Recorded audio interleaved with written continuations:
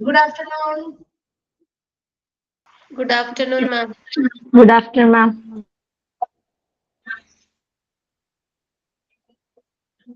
Okay, നമ്മൾ കഴിഞ്ഞ ക്ലാസ്സിൽ എവിടെ വരെ നിർത്തിയത്? Waiting time for diagnostic. Waiting time for diagnostics. അത് കംപ്ലീറ്റ് ആയിരുന്നോ? ഇല്ല മിസ്, അത് കൂടെ എടുക്കാന്ന് പറഞ്ഞായിരുന്നു. ഓക്കെ.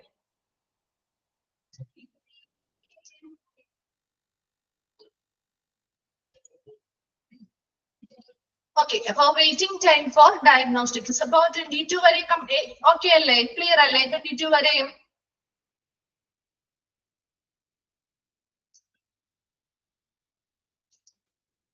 ഓക്കെ. അപ്പൊ നമുക്ക് 23 നോക്കാം. Waiting time four diagnosis. എന്താണ് ഡയഗ്നോസ്റ്റിക്സിന് വേണ്ടിയിട്ടുള്ള വെയിറ്റിംഗ് ടൈം? ഇപ്പൊ നമ്മുടെ കൺസൾട്ടേഷന് വേണ്ടിയിട്ടുള്ള വെയിറ്റിംഗ് ടൈം പോലെ തന്നെ എത്ര നേരമാണ് നമ്മൾ ഡയഗ്നോസ്റ്റിക്സിന് വേണ്ടിയിട്ട് വെയിറ്റിംഗ് ടൈം ചെയ്യേണ്ടി വരുന്നത്?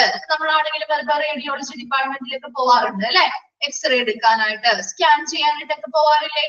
അപ്പൊ അതിന് വേണ്ടിയിട്ട് നമുക്ക് കുറെ സമയം അവിടെ വെയിറ്റ് ചെയ്യേണ്ടതായിട്ട് വരാണെങ്കിൽ എത്ര സമയമാണ് നമ്മൾ അതിന് വേണ്ടി ആകെ വെയിറ്റ് ചെയ്യുന്നത്? ആ ഒരു സമയത്തിന്റെ ആ ഒരു റേറ്റ് ആണ് നമ്മൾ ഇവിടെ എടുക്കുന്നത്. നോക്കിയേ, എവിടെ മുതലാണ് ആ ഒരു ടൈം കൺസിഡർ ചെയ്യുന്നത്? നോക്കിയേ, waiting time for diagnostics is the time from which the patient has come to the diagnostic service, that is requisition form has been presented to the counter till the time that the test is started. എന്താണ് ഒരു waiting time എന്ന് പറയുന്നത്?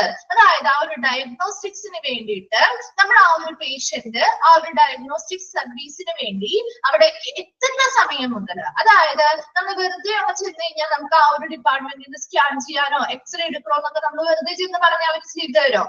വെറുതെ നമ്മൾ ചെന്ന് പറഞ്ഞാൽ ചെയ്തു തരോ? ചെയ്തു തരാറുണ്ടോ അവര്? ഇല്ല. നമുക്ക് എന്ത് വേണം? നമ്മൾ കൺസൾട്ട് ചെയ്യുന്ന ഡോക്ടറുടെ റിക്വസ്റ്റ് വേണം അല്ലെ? അവർ തരുന്ന ആ റിക്വസ്റ്റ് ഫോം കൊടുക്കുമ്പോഴാണ് അത് നോക്കി അവർ എന്ത് ചെയ്യുന്നത്?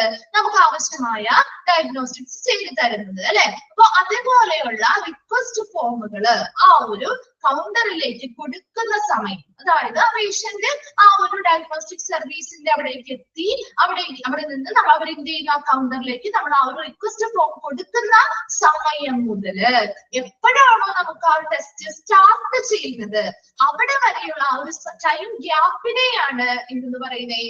വെയിറ്റിംഗ് ടൈം ഫോർ ഡയഗ്നോസ്റ്റിക്സ് എന്ന് പറയുന്നത്. കിട്ടിയോ? അപ്പൊ വെയിറ്റിംഗ് ടൈം എന്ന് പറയുന്നത് കൺസിഡർ ചെയ്യുന്നത് ഒരു പേഷ്യന്റ് ഡയഗ്നോസ്റ്റിക് സർവീസിലേക്ക് എത്തുന്ന സമയം, അതായത് അവിടെ റിക്വസ്റ്റ് അവർ എന്ത് ചെയ്യുന്നു ആ കൗണ്ടറിലേക്ക് കൊടുക്കുന്ന സമയം മുതൽ ടെസ്റ്റ് സ്റ്റാർട്ട് ചെയ്യുന്ന സമയം വരെ ആ ഒരു ടൈം ഗ്യാപ്പിനെയാണ് വെയിറ്റിംഗ് ടൈം ഫോർ ഡയഗ്നോസ്റ്റിക്സ് എന്ന് പറയുന്നത്. ഇനി നോക്കിയ ഫോർമുലയിൽ ചെറിയൊരു വ്യത്യാസമുണ്ട് കേട്ടോ. നോക്കിയേ, ഫോർമുല മുകളിലത്തെ ന്യൂമറേറ്റർ ഒന്ന് തിരിച്ച് ചെയ്താൽ sum of time taken for diagnosis, sum of time taken for diagnosis എന്നാക്കാം. Sum of time taken for ഡയഗ്നോസിസിന് വേണ്ടി എടുത്ത സമയത്തിന്റെ ആകെ തുക divided by number of patients reported in a diagnosis. ആ ഒരു ഡയഗ്നോസിസിന് വേണ്ടി റിപ്പോർട്ട് ചെയ്ത അല്ലെങ്കിൽ ഡയഗ്നോസിസിന് വിധേയമായിട്ടുള്ള ആളുകളുടെ ഈ പേഷ്യൻസിന്റെ ആകെ എണ്ണം കൊണ്ട് ഡിവൈഡ് ചെയ്താൽ നമുക്ക് എന്ത് ചെയ്യാൻ കിട്ടും? വെയിറ്റിംഗ് ടൈം ഫോർ ഡയഗ്നോസിസ് കിട്ടും. അപ്പൊ എന്താണ് formula? Sum of time taken for diagnosis, ഡയഗ്നോസിസിന് വേണ്ടി എടുത്ത സമയത്തിന്റെ ആകെ തുക divided by number of patients reported in diagnostics, ഡയഗ്നോസ്റ്റിക്സിൽ റിപ്പോർട്ട് ചെയ്തിരിക്കുന്ന അല്ലെങ്കിൽ ഡയഗ്നോസിസിന് വിധേയമായിട്ടുള്ള പേഷ്യൻസിന്റെ ആകെ എണ്ണം. കിട്ടിയോ? ഫോർമുലയും ആ ഒരു ത്രീ മനസ്സിലായോ? ക്ലിയർ ആണോ? ഓക്കെ. 24 നോക്കിയേ, ടൈം ടേക്കൺ ഫോർ ഡിസ്ചാർജ്. അപ്പൊ ആ ഒരു 23യും 24ഉം ഒന്ന് നോട്ട് ചെയ്ത് വെക്കാം കേട്ടോ. ആ ഒരു പേജില് ആ രണ്ടെണ്ണമാണ് ഇമ്പോർട്ടന്റ് ആയിട്ടുള്ള 23യും 24ഉം കേട്ടോ. 24 നോക്കിയേ, ടൈം ടേക്കൺ ഫോർ ഡിസ്ചാർജ്, ഡിസ്ചാർജിന് വേണ്ടിയിട്ട് എടുത്ത സമയം. അപ്പൊ നമ്മൾ അറിയാം, ചില ഹോസ്പിറ്റലൊക്കെ നമ്മൾ ചെന്ന് കഴിഞ്ഞാല് നമ്മുടെ ഡോക്ടേഴ്സ് റൗണ്ട്സിന് വന്ന് ചിലപ്പോൾ രാവിലെ റൗണ്ട്സിന് വരും അല്ലെ ഡോക്ടേഴ്സ്. ആ സമയത്ത് നമുക്ക് എന്ത് ചെയ്തിട്ടുണ്ടാവും? ഡിസ്ചാർജ് ചെയ്തിട്ടുണ്ടാവും അല്ലെ? എന്നാൽ പോലും നമ്മൾ അവിടുന്ന് ഡിസ്ചാർജ് ചെയ്താൽ ആ സമയത്ത് നമുക്ക് ഡിസ്ചാർജ് ചെയ്ത് തന്നാൽ പോലും നമ്മൾ ആ ഹോസ്പിറ്റലിൽ നിന്ന് പോരുമ്പോ എപ്പോഴായിരിക്കും? പോരുന്നത് എപ്പോഴായിരിക്കാം? ചിലപ്പോൾ വൈകിട്ടാവും അല്ലെ, അവരുടെ പ്രൊസീജിയേഴ്സ് കാര്യങ്ങളൊക്കെ ചെയ്ത് ഒരുപാട് ലേറ്റ് ആയിട്ടായിരിക്കും നമുക്ക് പോരാൻ പറ്റുക. അപ്പൊ അതുപോലെ എത്ര സമയം നമുക്ക് ആ ഡിസ്ചാർജിന് വേണ്ടിയിട്ട് എത്ര സമയം എടുക്കുന്നുണ്ട് അതാണ് നോക്കുന്നത്. നോക്കിയേ, the discharge process is considered to have initiated when the consultant formally approves discharge and ends with the patient leaving the clinical unit. എന്താ ഡിസ്ചാർജ് പ്രോസസ് എന്ന് പറയുന്നത് അത് കൺസിഡർ ചെയ്യുന്ന ഒരു സമയം എവിടെ മുതൽ എവിടെ വരെയാ കൺസിഡർ ചെയ്യുന്നത്? how initiated when the consultant formally approves discharge. എന്ത് ചെയ്യുന്നു? നമ്മൾ കൺസൾട്ട് ചെയ്തിരിക്കുന്ന ഡോക്ടർ ആരാണോ അവര് നമ്മളെ ഔദ്യോഗികമായിട്ട് നമുക്കൊരു അനുമതി നൽകുകയാണ്. എന്ത്? ഡിസ്ചാർജ് ആയി അവിടെ നിന്ന് പോവാനായിട്ടുള്ള അനുമതി എപ്പോഴാണോ നൽകുന്നത്? ഇപ്പൊ രാവിലെ ഡോക്ടേഴ്സ് റൗണ്ട്സിന് വരുന്ന സമയത്തായിരിക്കും നമ്മളോട് പറയുന്നത് ഡിസ്ചാർജ് ചെയ്ത് പോയിക്കോളൂ എന്ന് പറയുന്നത് ചിലപ്പോൾ രാവിലെ റൗണ്ട്സിന് വരുന്ന സമയത്താവാം അല്ലെ. അപ്പൊ ആ ഒരു സമയം മുതൽ എവിടെ വരെയാണ്? Living the clinical unit. ആ ഒരു ക്ലിനിക്കൽ യൂണിറ്റിൽ നിന്ന് പേഷ്യന്റ് ലീവ് ചെയ്ത് പോകുന്ന സമയം വരെ അത്രയും ടൈം ഗ്യാപ്പിനെയാണ് ഡിസ്ചാർജിന് വേണ്ടി എടുത്ത ടൈം എന്ന് പറയുന്നത്. ഒരു ഡിസ്ചാർജിന് വേണ്ടിയിട്ട് ടൈം കണക്കാക്കുന്നത് എപ്പോഴും ആ കൺസൾട്ടന്റ് ഡോക്ടർ നമുക്ക് എന്ത് ചെയ്യുന്നു? ഔദ്യോഗികമായി അനുമതി നൽകുകയാണ്. അവിടെ നിന്ന് പോയിക്കോളാനായിട്ടുള്ള അനുമതി നൽകുന്ന സമയം മുതൽ എപ്പോഴാണോ ആ പേഷ്യന്റ് ആ ക്ലിനിക്കൽ യൂണിറ്റിൽ നിന്ന് ലീവ് ചെയ്ത് പോരുന്നത് അവിടെ വരെയുള്ള ഒരു ടൈം ഗ്യാപ്പിനെയാണ് time taken for discharge consider ചെയ്യുന്നത്. നോക്കിയ formula, sum of time taken for discharge, ഡിസ്ചാർജിന് വേണ്ടി എടുത്ത സമയത്തിന്റെ ആകെ തുക divided by number of patients discharge. എത്ര നമ്പർ ഓഫ് പേഷ്യൻസ് ആണ് അവിടെ നിന്ന് ഡിസ്ചാർജ് ചെയ്തത്? ആ ഡിസ്ചാർജ് ചെയ്ത പേഷ്യൻസിന്റെ ആകെ എണ്ണം കൊണ്ട് ഡിവൈഡ് ചെയ്താൽ നമുക്ക് വെയിറ്റിംഗ് ടൈം ഫോർ ഡിസ്ചാർജ് കിട്ടും. സോറി, എന്താ ടൈം ടേക്കൺ ഫോർ ഡിസ്ചാർജ് കിട്ടും. നോക്കിയ formula, sum of time taken for discharge, ഡിസ്ചാർജിന് വേണ്ടി എടുത്ത സമയത്തിന്റെ ആകെ തുക divided by number of patients discharge. എത്ര നമ്പർ ഓഫ് പേഷ്യൻസ് ആണോ അവിടെ നിന്ന് ഡിസ്ചാർജ് ചെയ്ത് അവരുടെ ആകെ എണ്ണം കിട്ടിയോ? 24 ക്ലിയർ ആണോ? ഓക്കെ. Then 25 എന്ന് നോക്കിയേ, percentage of medical records having incomplete and or improper concern. എന്താണ് incomplete or improper concern എന്ന് പറയുന്നത്? അതായത് ഇപ്പൊ നമുക്കറിയാം ഒരു പേഷ്യന്റ് ഹോസ്പിറ്റലിൽ എത്തിക്കഴിഞ്ഞാൽ ആ ഹോസ്പിറ്റലിൽ പുതിയൊരു ട്രീറ്റ്മെന്റ് പേഷ്യന്റിന് വേണ്ടി സ്റ്റാർട്ട് ചെയ്യുന്നു, അല്ലെങ്കിൽ പുതിയ ഏതെങ്കിലും പ്രൊസീജിയേഴ്സ് അവർക്ക് വേണ്ടി ചെയ്യണമെങ്കിൽ അത് ആരിൽ നിന്ന് അവരുടെ അനുവാദം വാങ്ങേണ്ടതുണ്ട്? പേഷ്യൻസിന്റെ അനുവാദം വാങ്ങിയിട്ട് മാത്രമേ ഹോസ്പിറ്റലുകാർക്ക് എന്ത് ചെയ്യാൻ പാടുള്ളൂ? അത് ചെയ്യാനായിട്ട് പാടുള്ളൂ അല്ലെ. അപ്പൊ അതിനു വേണ്ടി അവർ എന്ത് ചെയ്യാറുണ്ട്? പേഷ്യൻസിന് കൺസേൺ അല്ലെങ്കിൽ അനുവാദം വാങ്ങാറുണ്ട്. അപ്പൊ അങ്ങനെ പൂർണ്ണമായ വിവരങ്ങൾ ഇൻഫർമേഷൻസ് നൽകാതെ അവരിൽ നിന്ന് അനുവാദം വാങ്ങി പുതിയ ട്രീറ്റ്മെന്റുകളോ അല്ലെങ്കിൽ പ്രൊസീജിയേഴ്സോ ചെയ്യുന്നുണ്ടെങ്കിൽ അങ്ങനെയുള്ള മെഡിക്കൽ റെക്കോർഡ്സിന്റെ പെർസെന്റേജ് ആണ് ഇവിടെ നോക്കുന്നത്. ശരിക്കും പ്രൊസീജിയർ അല്ലെങ്കിൽ ശരിയായ നടപടി എന്ന് പറയുന്നത് എങ്ങനെയാണ്? അവർക്ക് പൂർണ്ണമായ വിവരങ്ങൾ കൈമാറുകയും അതിനനുസരിച്ച് പേഷ്യൻസിന് എന്ത് ചെയ്യാൻ പറ്റും? അവർക്ക് ട്രീറ്റ്മെന്റ് എടുക്കണോ വേണ്ടയോ എന്ന് തീരുമാനിക്കാനും അവർക്ക് തന്നെ ആ പേഷ്യന്റിനാണ് അതിന്റെ അവകാശം ഇരിക്കുന്നത് അല്ലെ. അവരുടെ പൂർണ്ണ സമ്മതത്തോടു കൂടിയാണ് നമ്മളത് ചെയ്യേണ്ടത്. എന്നാൽ ചില സമയങ്ങളിൽ ചില ഹോസ്പിറ്റൽ ഡിപ്പാർട്ട്മെന്റിലുള്ള ആളുകൾ എന്ത് ചെയ്യും? പൂർണ്ണമായ വിവരങ്ങൾ പേഷ്യൻസിന് കൊടുക്കാതെ വരാം. അതായത് ഇപ്പൊ ഒരു ട്രീറ്റ്മെന്റ് ചെയ്യാൻ പോവാണ്, ആ ട്രീറ്റ്മെന്റിന് നല്ല വശം ഉണ്ടാവും അല്ലെ, സൈഡ് എഫക്ട്സ് ഉണ്ടാവും. ഒരുപാട് നേട്ടങ്ങൾ ഉണ്ടാവുന്നുണ്ടെങ്കിൽ പോലും ചില സൈഡ് എഫക്ട്സ് ഉണ്ടാവുന്നുണ്ട്. അപ്പൊ ആ രണ്ട് കാര്യങ്ങളും പറഞ്ഞു കൊടുത്ത് അതിനനുസരിച്ച് മനസ്സിലായി ആ പേഷ്യന്റിന് ഓക്കെ ആണെങ്കിൽ മാത്രമേ, അവരുടെ സമ്മതമുണ്ടെങ്കിൽ മാത്രമേ നമ്മൾ ആ ഒരു പ്രൊസീജിയർ അവർക്ക് ചെയ്യാൻ പാടുള്ളൂ. അതേസമയം ഇവിടെ എന്ത് ചെയ്യുന്നില്ല? പൂർണ്ണമായ വിവരങ്ങൾ കൊടുക്കുന്നില്ല. അതായത് ബെനിഫിറ്റ്സ് മാത്രം പറഞ്ഞു കൊടുക്കുന്നു. എന്താണ് നെഗറ്റീവ് ആയിട്ടുള്ള അല്ലെങ്കിൽ സൈഡ് എഫക്ട്സ് കാര്യങ്ങളൊന്നും അവര് പറഞ്ഞു കൊടുക്കാതെ വരുമ്പോ പേഷ്യൻസ് എന്ത് ചെയ്യും? അതിലേക്ക് താല്പര്യം പ്രകടിപ്പിക്കുകയും അത് ആ പ്രൊസീജിയർ ചെയ്ത് കഴിയുമ്പോൾ ചിലപ്പോൾ അവർക്ക് എന്തുണ്ടാവാം? സൈഡ് എഫക്ട്സുകൾ ഉണ്ടാവുമ്പോ അവരവിടെ നിന്ന് എന്ത് ചെയ്യാം? അപ്പൊ നമ്മളൊരു പ്രൊസീജിയർ ചെയ്തു, നമ്മളോട് ട്രീറ്റ്മെന്റ് പറഞ്ഞപ്പോ ഒന്നും നമുക്ക് ഇങ്ങനെയുള്ള സൈഡ് എഫക്ട്സോ കാര്യങ്ങളോ ഒന്നും അവർ പറഞ്ഞിട്ടില്ല. നമ്മളൊരു ട്രീറ്റ്മെന്റ് എടുത്തു, നമുക്ക് പിന്നീട് ആ ട്രീറ്റ്മെന്റ് കഴിഞ്ഞ് ഒരുപാട് ബുദ്ധിമുട്ടുകൾ അനുഭവപ്പെടേണ്ടി വന്നാൽ നമ്മൾ പിന്നെയും ആ ഒരു ഹോസ്പിറ്റലിൽ തന്നെ കണ്ടിന്യൂ ചെയ്യോ?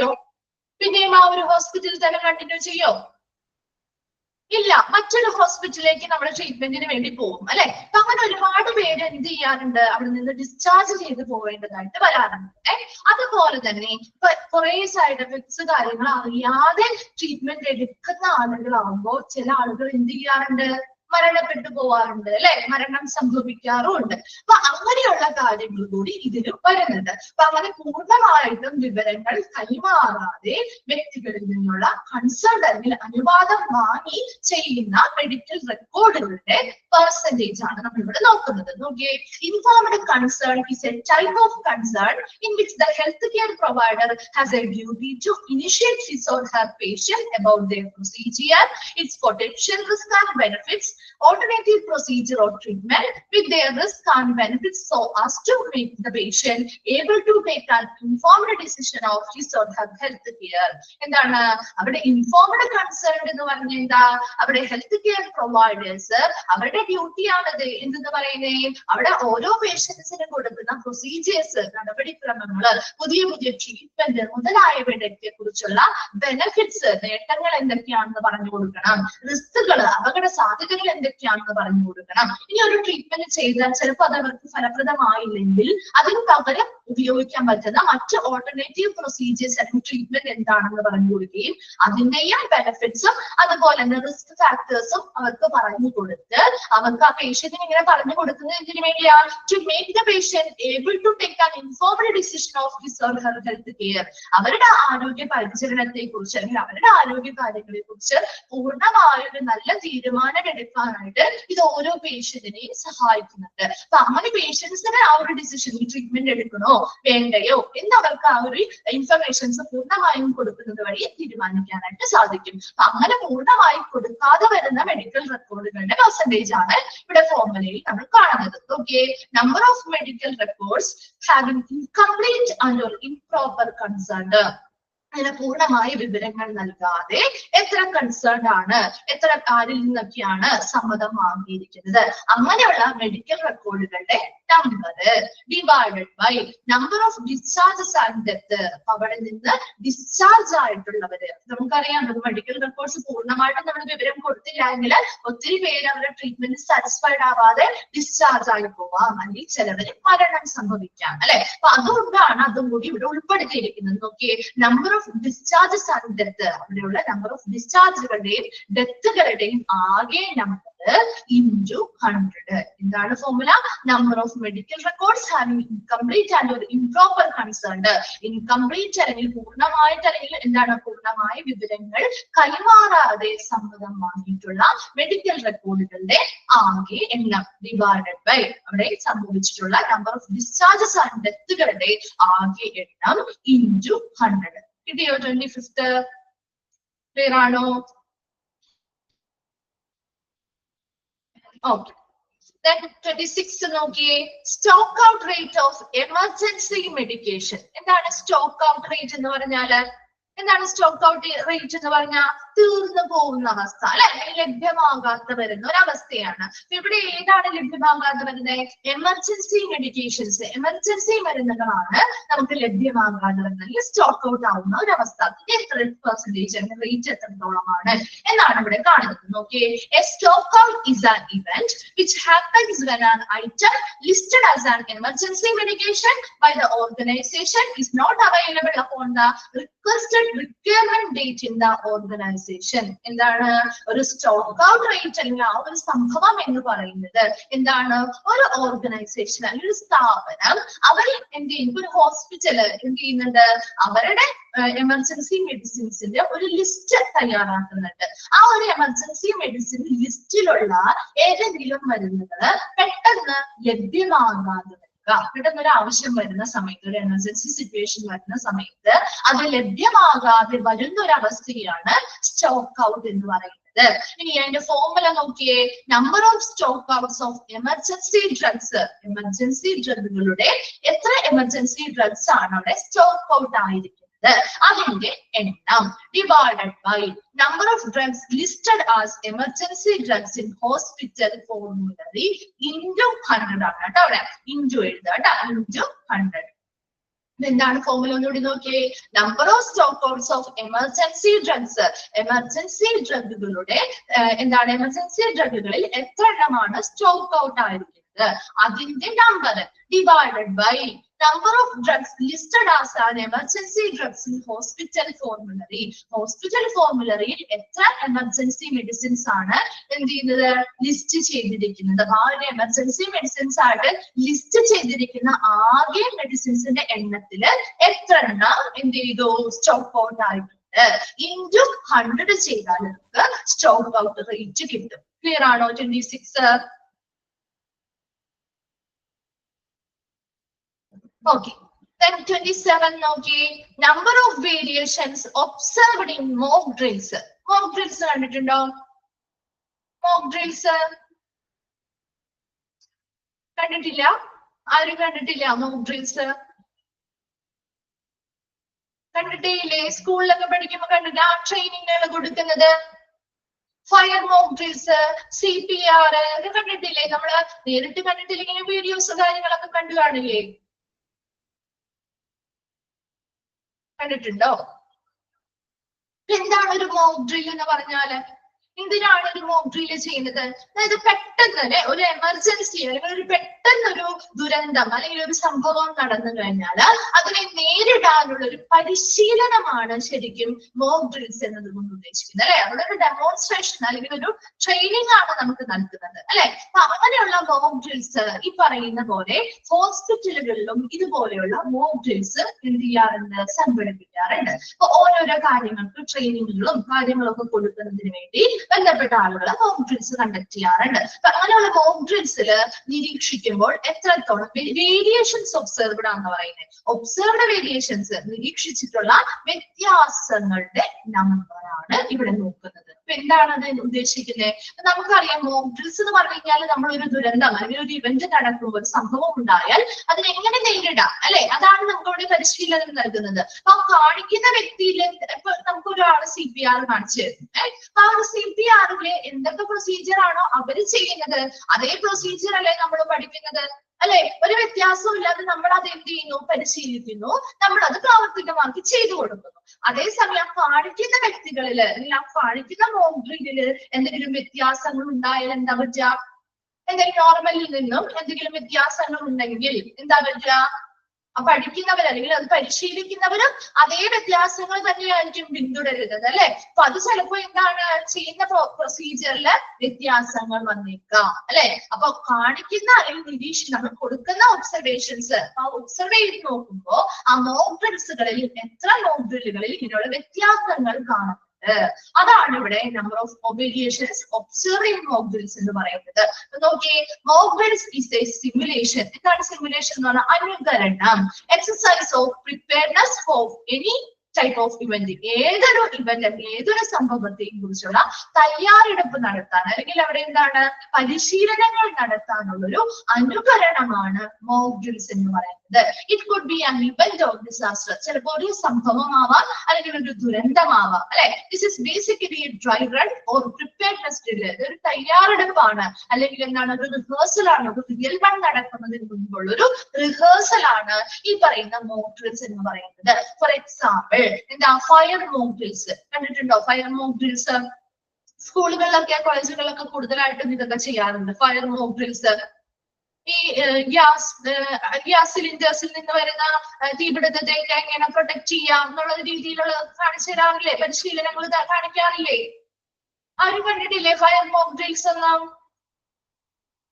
ഫയർഫോഴ്സ് ഡിപ്പാർട്ട്മെന്റിന്റെ ഭാഗത്തുനിന്ന് ചെയ്യാറുണ്ടല്ലോ അവരല്ലേ. സ്കൂളുകളിലും അതുപോലെ നമ്മുടെ തെരുവുകളിലും ഒക്കെ നടത്താറുണ്ട് അല്ലെ. അതുപോലെ തന്നെ എന്താ ഡിസാസ്റ്റർ മോക്ക് ഡ്രില്ല്, ദുരന്തവുമായി ബന്ധപ്പെട്ടത്. കോഡ് ബ്ലൂ ഡ്രിൽ എന്ന് പറഞ്ഞാൽ എന്താണ് കോഡ് ബ്ലൂ ഡ്രില്ല്? മെഡിക്കൽ എമർജൻസിയുമായി ബന്ധപ്പെട്ട് അല്ലെ. ഏതാണ്? റെസ്പിറേറ്ററി ഹാർട്ട് അറ്റാക്ക് പോലെയുള്ള ഇത് വരുമ്പോൾ നമുക്ക് CPR മുതലായവർക്ക് കൊടുക്കുന്നതുമായി ബന്ധപ്പെട്ടുള്ള പരിശീലനങ്ങളാണ് അവിടെ കൊടുക്കുന്നത്. ഗ്ലോബൽ പാൻഡമിക് പ്രിപ്പയർനെസ് ഡ്രിൽ എന്ന് പറയുന്നത് ആഗോളതലത്തിലെ പകർച്ചവ്യാധികളുമായി ബന്ധപ്പെട്ടുള്ള മോക്ക് ഡ്രില്ലുകൾ. ഇതൊക്കെ കുറച്ച് എക്സാമ്പിൾ എക്സാമ്പിളുകളായിട്ട് കൊടുത്തിരിക്കുന്നതാണ് കേട്ടോ. ഇതിന്റെ ഫോർമുല നോക്കിയേ. എന്താണ് ഫോർമുല? നിങ്ങളുടെ കംപ്ലീറ്റ് ആയിട്ട് ഫോർമുല ഉണ്ടാവില്ല. അപ്പൊ ആ ഒരു ന്യൂമറേറ്ററും ഡിനോമിനേറ്റർ ഉണ്ടാവില്ല അല്ലെ. ന്യൂമറേറ്റർ നോക്കിയ ഫോർമുല വായിക്കുന്ന സമയത്ത് ഇല്ലാത്ത ഭാഗമൊന്ന് എഴുതി വെക്കുക കേട്ടോ. നോക്കിയേ, total number of variation observed in mock drill എന്നാലും ന്യൂമറേറ്ററിൽ കിടക്കുന്നേ ഡിവൈഡഡ് ബൈ ഇതാട്ടോ, divided by total number of observation made. Total number of observation made into 100 divided by total number of observation made into 100. എന്താണ് formula?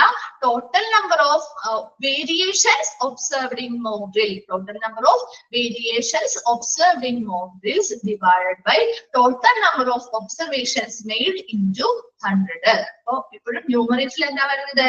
എത്ര mock drills, ഒരുപാട് mock drills നമ്മൾ എന്ത് ചെയ്തിട്ടുണ്ടാവും? നിരീക്ഷിച്ചിട്ടുണ്ടാവും. അതാണ് ഡിനോമിനേറ്ററിൽ വരുന്നത്. അപ്പൊ നമ്മൾ ഒബ്സർവ് ചെയ്ത നിരീക്ഷിച്ച എന്താണ് മോക്ക് ഡ്രില്ലുകളുടെ ആകെ എണ്ണം. അതിൽ എത്ര എണ്ണത്തിലാണ് വേരിയേഷൻസ് കാണിച്ചിരിക്കുന്നത്? അതാണ് ന്യൂമറേറ്ററിൽ വരുന്നത്. ഇൻടു 100 ചെയ്താല് number of variations observed in mock ഡ്രില്ലിന്റെ റേറ്റ് കിട്ടും. ക്ലിയർ ആണോ? 27 ക്ലിയർ ആണോ?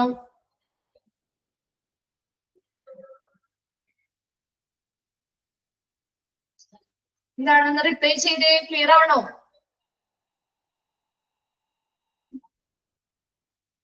ഫോർമുല ഒന്നുകൂടി പറയണോ? ഫോർമുല എന്താണ്? നമുക്ക് total number of variations observed in mock drill. ഒരു മോക്ക് ഡ്രില്ലുകളിൽ എത്ര മോക്ക് ഡ്രില്ലുകളിലാണ് ഇങ്ങനെയുള്ള വേരിയേഷൻസ് അല്ലെങ്കിൽ വ്യത്യാസങ്ങൾ വന്നിരിക്കുന്നത്? Divided by total number of observation made. എത്ര മോക്ക് ഡ്രില്ലുകളാണ് നമ്മൾ നിരീക്ഷിച്ചിട്ടുള്ളത്? അപ്പൊ ഒരുപാട് മോക്ക് ഡ്രിൽസ് ചിലപ്പോൾ നമ്മൾ കണ്ടിട്ടുണ്ടാവും. അതില് എത്ര എണ്ണത്തിലാണ് വേരിയേഷൻസ് വന്നിരിക്കുന്നത്? ഇൻടു 100 ചെയ്യുക. കിട്ടിയോ ഫോർമുല? ഓക്കെ. Then 28 നോക്കിയേ, patient fall rate. The falls per 1000 patient days. എന്താ patient fall rate എന്ന് പറഞ്ഞാൽ? patient fall എന്ന് പറഞ്ഞാൽ എന്താണ്? നമ്മള് സേഫ്റ്റി ആൻഡ് സെക്യൂരിറ്റി ഒക്കെ പഠിച്ചത് പറഞ്ഞില്ലേ? patient fall എന്താണ്? പേഷ്യൻസ് തെന്നി വീഴുക അല്ലെ, എന്തെങ്കിലും ഒക്കെ തട്ടി വീഴുന്നതിനെയല്ലേ നമ്മൾ patient falls എന്ന് പറയുന്നേ? ആണോ? സേഫ്റ്റി ആൻഡ് സെക്യൂരിറ്റി പഠിച്ചില്ലേ? ഫോൾസ് ആൻഡ് ട്രിപ്സ് പഠിച്ചോ? മറന്നുപോയോ ആ ചാപ്റ്റർ ഒക്കെ? അതെ, ഫ്ലോറിൽ വീഴുന്നത് കേട്ടോ. നോക്കിയപ്പോ a fall is defined as loss of upright position that result in landing on the floor, ground or an object or furniture, or a sudden uncontrolled unintentional non-purposeful downward displacement of the body to the floor or ground, or hitting another object like a chair or stair. It is an event that ends in a person coming to rest unknowingly on the ground or floor or other lower level. എന്താണ് ഒരു fall എന്ന് പറയുന്നത്? Is defined as loss of upright position. അവർക്ക് നേരെ നിൽക്കാൻ പറ്റുന്ന, അവരെ നേരെ നിൽക്കാൻ പറ്റില്ലാത്ത ഒരവസ്ഥ അല്ലെ, നേരെ നിൽക്കാൻ പറ്റാത്ത ഒരവസ്ഥ അത് നഷ്ടപ്പെടുന്നു. എന്തുകൊണ്ടാണ് അത് നഷ്ടപ്പെടുന്നത്?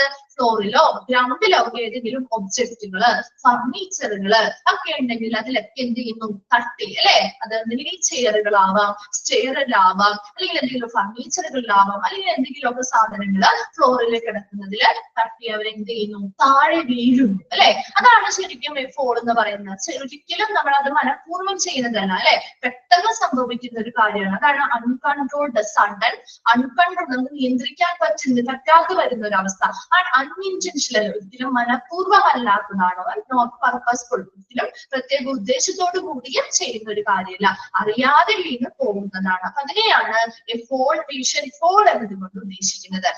ഈ ഒരു പേഷ്യന്റ് ഫോൾ എന്ന് പറയുന്നത് ends in a person coming to rest unknowingly on the ground or floor or other lower level. അവരറിയാതെ അവരെന്ത് ചെയ്യുന്നു? ഗ്രൗണ്ടിൽ അല്ലെങ്കിൽ ഫ്ലോറില് വീഴുന്നതാണ് ശരിക്കും ആ ഒരു പേഷ്യന്റ് ഫോൾ റേറ്റ് എന്നതുകൊണ്ട് ഉദ്ദേശിക്കുന്നത്. അപ്പൊ അവിടെ നമ്മൾ ആ ഒരു എത്ര പേഷ്യൻസ് ആണ് അവിടെ അങ്ങനെ വീണു പോകുന്നത്, അതിന്റെ റേറ്റ് ആണ് നമ്മളിവിടെ നോക്കുന്നത്. നോക്കിയ formula, number of patient falls, എത്ര പേഷ്യൻസ് ആണ് ഇങ്ങനെ വീഴുന്നത്, അവരുടെ ആകെ എണ്ണം, divided by total number of patient days. അവിടെ ഒരുപാട് പേഷ്യൻസ് ഉണ്ടാവും അല്ലെ, അവിടെ ഉള്ള എല്ലാ പേഷ്യൻസിന്റെയും ആകെ ടോട്ടൽ നമ്പർ അല്ലെങ്കിൽ ആകെ എണ്ണമാണ് ഡിനോമിനേറ്ററിൽ വരുന്നത്. അതിൽ എത്ര പേര് എന്ത് ചെയ്തു ഇങ്ങനെ വീണു, അതാണ് എന്ത് വരുന്നത് ന്യൂമറേറ്ററിൽ വരുന്നത്.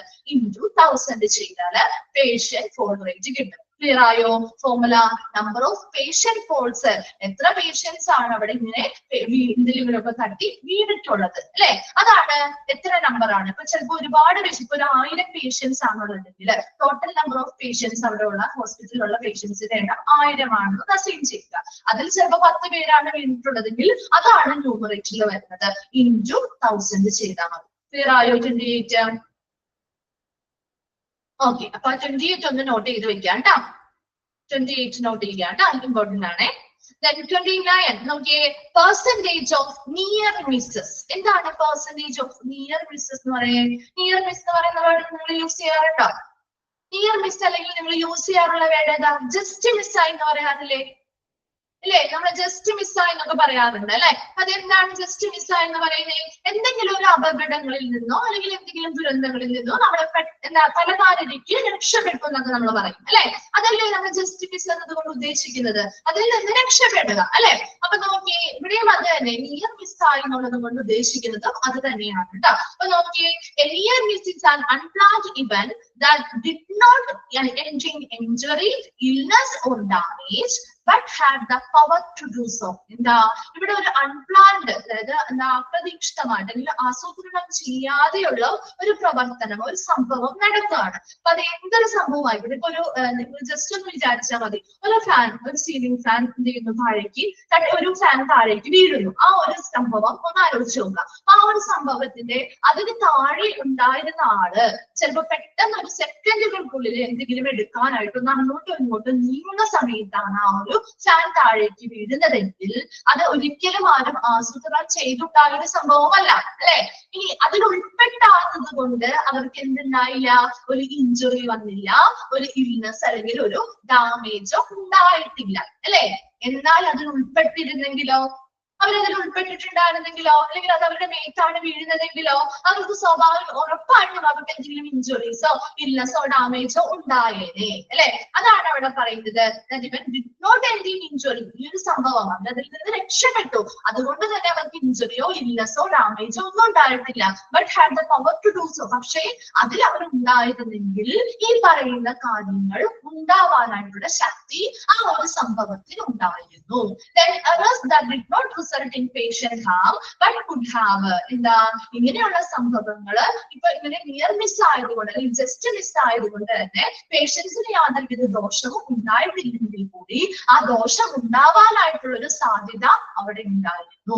അത് can be classified are near misses. അങ്ങനെയുള്ള കേസുകളെയാണ് നമ്മൾ നിയർ മിസ്സസിൽ ഉൾപ്പെടുത്തുന്നത്. ക്ലിയർ ആയോ? നിയർ മിസ് എന്താണുള്ളത് മനസ്സിലായോ? ഓക്കെ, നോക്കിയേ, അതിന്റെ ഫോർമുല എന്താണ്? Number of near misses reported. എത്ര നിയർ മിസ്സുകൾ, ഇങ്ങനെയുള്ള എത്ര കേസുകളാണ്, നിയർ മിസ് കേസുകളാണ് റിപ്പോർട്ട് ചെയ്തിരിക്കുന്നത്, divided by number of incidence reported into 100. Into ആക്കട്ടെ അവിടെ, ഇൻറ്റു 100. എന്താ അവിടെ സംഭവിച്ചിട്ടുള്ള ആകെ ഇൻസിഡൻസ്, ഒരുപാട് സംഭവങ്ങൾ ഹോസ്പിറ്റലിൽ നടക്കുന്നുണ്ട് അല്ലെ. അപ്പൊ അങ്ങനെയുള്ള എല്ലാ ഇൻസിഡൻസിനെയും അല്ലെങ്കിൽ എല്ലാ സംഭവങ്ങളുടെയും റിപ്പോർട്ട് ചെയ്തിരിക്കുന്ന ഇൻസിഡൻസിനെയും സംഭവങ്ങളുടെ ആകെ നമ്പർ, അതിൽ എത്ര എണ്ണമാണ് ഈ പറയുന്ന നിയർ മിസ്സസ് ആയിട്ട് റിപ്പോർട്ട് ചെയ്തിട്ടുള്ളവയുടെ എണ്ണം ഇൻറ്റു 100 ചെയ്യുക. എന്താണ് number of near misses reported, എത്ര നമ്പർ ഓഫ് നിയർ മിസ് കേസുകളാണ് റിപ്പോർട്ട് ചെയ്തിരിക്കുന്നത്, അതാണ് ന്യൂമറേറ്ററിൽ വരുന്നത്. Divided by number of incident reported, അവിടെ റിപ്പോർട്ട് ചെയ്തിരിക്കുന്ന ഇൻസിഡൻസ് അല്ലെങ്കിൽ സംഭവങ്ങളുടെ ആകെ നമ്പർ ഇൻറ്റു 100 ചെയ്താൽ പെർസെന്റേജ് ഓഫ് നിയർ മിസ്സസ് കിട്ടും. Clear ആണോ? 29. Okay, then 30 നോക്കിയേ, incidence of needle stick injury. Needle stick, needle വഴി ഉണ്ടാവുന്ന ഇഞ്ചുറീസ് എന്താണ്? Needle stick injury is a perforating stab wound from a needle or other sharp object that may result in exposure to blood or other body fluids. Needle stick injury എന്ന് പറയുന്നത് എന്താ? It's a perforating stab wound from a needle, അതായത് ഒരു needle കൊണ്ടോ അല്ലെങ്കിൽ or other sharp object, എന്തെങ്കിലും ഒരു sharp ഒബ്ജക്റ്റുകൾ മൂലമോ ഉണ്ടാകുന്ന ഉണ്ടാവുന്ന ഒരു സുഷിരം, എന്താണ് പെർഫറേറ്റിംഗ് സ്റ്റാബ് കൊണ്ട് നമ്മൾ എന്താ ഒരു സുഷിരം, അതായത് നീഡിൽസ് കുത്തുമ്പോൾ നമുക്കുണ്ടാവുന്ന മുറിവ് എങ്ങനെയാണ് ഒരു ഹോൾ അല്ലേ ഉണ്ടാവുക, ഒരു സുഷിരം അല്ലെ, അങ്ങനെ ഒരു സുഷിരം പോലെയുള്ള ഒരു മുറിവാണ് ഉണ്ടാവുക അല്ലെ. അപ്പൊ അങ്ങനെ ഒരു മുറിവിനെയാണ് നീഡിൽ സ്റ്റിക്ക് ഇഞ്ചറി എന്ന് പറയുന്നത്. And that may result in exposure to blood or body fluids. സ്വാഭാവികമായിട്ടും ഒരു മുറിവുണ്ടായാൽ നമ്മൾ എന്തുമായിട്ട് എക്സ്പോസ്ഡ് ആവും, അവിടെ ബ്ലഡ് അല്ലെങ്കിൽ ബ്ലഡും ബോഡി ഫ്ലൂയിഡ്സും വരും അല്ലെ, അതുമായിട്ട് എക്സ്പോസ്ഡ് ആവുന്നുണ്ട്. And needle stick injuries are wounds caused by needles that accidentally puncture the skin. അത് എന്ത് ചെയ്യുന്നു, ആ ഒരു നീഡിൽ സ്റ്റിക്ക് ഇഞ്ചറി എന്ന് പറയുന്നത് ഒരിക്കലും മനഃപൂർവ്വം ആ ഒരു ഇഞ്ചറി ഉണ്ടാകുന്നതല്ല അല്ലെ, അത് ആക്സിഡന്റലി അപ്രതീക്ഷിതമായ അല്ലെങ്കിൽ അബദ്ധത്തില് ആ ഒരു സ്കിന്നിലേക്ക് കയറുന്നത് മൂലം ഉണ്ടാകുന്ന ഒരു ഇഞ്ചറിയാണ് അല്ലെങ്കിൽ ഒരു മുറിവാണ് നീഡിൽ സ്റ്റിക്ക് ഇഞ്ചറി എന്ന് പറയുന്നത്. ഇനി അതിന്റെ ഫോർമുല നോക്കി, നമ്പർ ഓഫ് പാരന്ററൽ എക്സ്പോഷർ. എന്താണ് പാരന്ററൽ എക്സ്പോഷർ എന്ന് പറയാ, any injury caused by any sharp object, ഏതൊരു ഷാർപ്പ് ഒബ്ജക്റ്റുകൾ മൂലവും ഉണ്ടാകുന്ന ഇഞ്ചറികളെയാണ് അല്ലെങ്കിൽ മുറിവുകളെയാണ് പാരന്ററൽ എക്സ്പോഷർ എന്ന് പറയുന്നത്. അപ്പൊ ഇവിടെ നീഡിൽ ഉപയോഗിച്ചിട്ട് അല്ലെങ്കിൽ ഏതെങ്കിലും ഷാർപ്പ് ഒബ്ജക്റ്റുകൾ ഉപയോഗിച്ചുണ്ടാവുന്ന മുറിവുകളുടെ നമ്പർ നോക്കിയേ, divided by number of inpatient days into 1000. അപ്പൊ അവിടെ എന്താണ്, എത്ര ഇൻപേഷ്യൻസ് ആണോ അവിടെ ഉണ്ടായിരിക്കുന്നത്. അപ്പൊ ഒരുപാട് ഇൻപേഷ്യൻസ് അവിടെ ട്രീറ്റ്മെന്റിൽ ഇരിക്കുന്ന ഒരുപാട് ഇൻപേഷ്യൻസ് ഉണ്ടാവും അല്ലെ, ആ ഇൻപേഷ്യൻസിന്റെ ആകെ നമ്പർ, അതിൽ എത്ര പേർക്ക് ഈ പറയുന്ന നീഡിൽ സ്റ്റിക്ക് ഇഞ്ചറീസ് അല്ലെങ്കിൽ ഷാർപ്പ് ഒബ്ജക്റ്റുകൾ മൂലമുള്ള ഇഞ്ചറീസ് ഉണ്ടായി, അതാണ് ന്യൂമറേറ്ററിൽ വരുന്നത് ഇൻടു 1000. കിട്ടിയോ formula? Number of parenteral exposure എന്ന് പറഞ്ഞാൽ ഏതൊരു ഷാർപ്പ് ഒബ്ജക്റ്റുകൾ വഴിയും ഉണ്ടാവുന്ന ഇഞ്ചറീസിനെയാണ് പാരന്ററൽ എക്സ്പോഷർ എന്ന് പറയുന്നത്. ഇവിടെ നമ്മുടെ നീഡിൽ സ്റ്റിക്ക് ആണ്, നീഡിൽ വഴി ഉണ്ടാവുന്ന ഇഞ്ചറീസ് ആണ് പ്രധാനമായിട്ടും നമ്മൾ ഇവിടെ കൺസിഡർ ചെയ്യുന്നത്. അല്ലെങ്കിൽ ഏതൊരു ഷാർപ്പ് ഒബ്ജക്റ്റുകൾ വഴി ഉണ്ടാവുന്ന ഇൻസിഡൻസിനെയും അല്ലെങ്കിൽ ഒരു ഇഞ്ചറീസിനെയും നമുക്ക് കൺസിഡർ ചെയ്യാം. അങ്ങനെ ഉണ്ടാവുന്ന ഇഞ്ചറീസിന്റെ ആകെ എണ്ണം divided by number of inpatient days, അവിടെയുള്ള ഇൻപേഷ്യൻസിന്റെ ആകെ എണ്ണത്തിൽ എത്ര പേർക്ക് ഇതുപോലുള്ള നീഡിൽ സ്റ്റിക്ക് ഇഞ്ചറീസ് ഉണ്ടായിട്ടുണ്ട് ഇൻടു 1000 ചെയ്യുക. കിട്ടിയോ? Incidence of needle stick injuries clear ആണോ? ഓക്കെ. Then 31 നോക്കിയേ, appropriate handovers during shift change to be done separately for doctors and nurses per patient per shift. എന്താ നമുക്കറിയാം, ഇപ്പൊ ഡോക്ടേഴ്സ് ആണെങ്കിലും നഴ്സസ് ആണെങ്കിലും അവർ ഷിഫ്റ്റ് അടിസ്ഥാനത്തിലാണ് ജോലി ചെയ്യുന്നത് അല്ലെ. അപ്പൊ അവരുടെ ഷിഫ്റ്റ് കഴിയുമ്പോൾ അവർ എന്ത് ചെയ്യും, അടുത്ത ഷിഫ്റ്റിൽ ഡ്യൂട്ടിക്ക് കയറുന്ന ആരാണോ അവർക്ക് ഇത് എന്ത് ചെയ്യും, നമ്മുടെ മെഡിക്കൽ റിപ്പോർട്ട്സും കാര്യങ്ങളൊക്കെ എന്ത് ചെയ്യും, ഡ്യൂട്ടി എന്ത് ചെയ്യും, ഷിഫ്റ്റ് ചെയ്യും അല്ലെങ്കിൽ ഹാൻഡ് ഓവർ ചെയ്യും അല്ലെ.